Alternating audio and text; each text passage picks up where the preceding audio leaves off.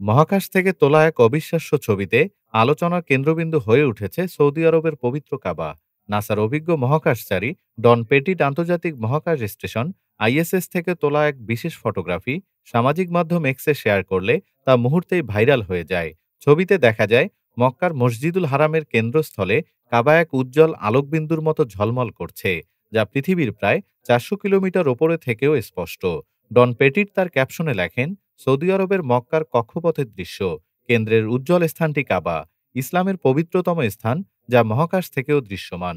পবিত্র স্থাপনাটিকে আলাদা করে চিহ্নিত করেছে এর অবিরাম ফ্লাড লাইটিং, যা রাতেও আকাশে প্রতিফলিত আলো পাঠায়। দীর্ঘ এক্সপোজার প্রযুক্তিতে তোলা এই ছবিতে কাবা শরীফ যেন উপত্যকার মধ্যকার এক আধ্যাত্মিক আলোকচিহ্ন।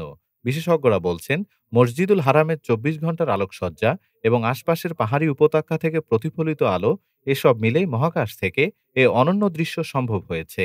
মহাকাশ ফটোগ্রাফিতে পেটিটের দক্ষতা এমন নানা শহর, অরোরা ও মহাজাগতিক ঘটনার মতোই এবার পৃথিবীর অন্যতম পবিত্র স্থানকেও নতুনভাবে দেখিয়েছে বিশ্বকে। ছবিটি প্রকাশের পর সারা বিশ্বের মুসলমান ও দর্শনার্থীরা এটিকে আধ্যাত্মিকতা ও প্রযুক্তির এক অনন্য মেলবন্ধন হিসেবে দেখছেন।